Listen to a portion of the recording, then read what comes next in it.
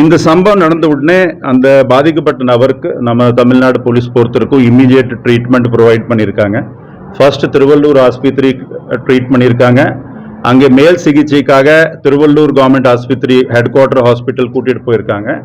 அங்கே கூட இன்னும் கொஞ்சம் ட்ரீட்மெண்ட் பெட்டராக இருக்குன்னு சொல்லி ராஜீவ்காந்தி, உங்களுக்கு தெரியும் ராஜீவ்காந்தி ஹாஸ்பிட்டல் சென்னையில் அட்மிட் பண்ணியிருக்காங்க. போலீஸ் ஆக்ஷன், போலீஸ் நடவடிக்கை பொறுத்திருக்கும் இம்மீடியட்லி அந்த நபர் கொடுத்த கம்ப்ளைண்ட்டில் இம்மீடியட்லி வழக்கு பதிவு பண்ணியிருக்கோம். பழைய ஐபிசியில் உங்களுக்கு எல்லாருக்கும் தெரியும், கொலை முயற்சினா 307 சொல்லுவாங்க ஐபிசியில். இப்போ அதுக்கு புது சட்டங்களில் பிஎன்எஸ்ல 109 பிஎன்எஸ் போட்டிருக்காங்க. அதுதான் இந்த கேஸ், இந்த வழக்கு பொறுத்திருக்கும், இந்த சம்பவம் பொறுத்திருக்கும் மேக்சிமம் செக்ஷன் நம்ம சட்டத்தில் போட முடியும். அதை அப்படியே இன்வோக் பண்ணியிருக்காங்க.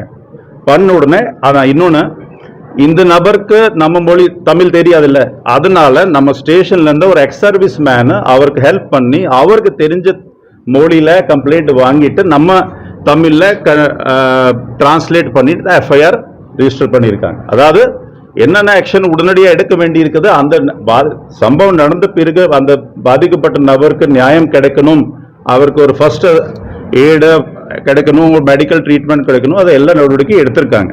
அதுக்கப்புறம் ஒரு 5 டீம் போட்டு இந்த 4 சிஐசிஐஎல், அதாவது ஜேஜே ஆக்ட் பொறுத்திருக்கும் 18 வயசுக்கு கீழே உள்ள இவங்களுக்கு அக்யூஸ்டு, குற்றவாளி சொல்ல மாட்டாங்க, சட்டத்திற்கு முரண்பட்டு குழந்தைகள், தமிழ் வார்த்தை, இங்கிலீஷ்ல CICL, children in conflict with law, 4 சட்டத்திற்கு முரண்பட்ட 4 குழந்தைகளுக்கு அப்ரிஹெண்ட் பண்ணியிருக்காங்க, செக்யூர் பண்ணியிருக்காங்க.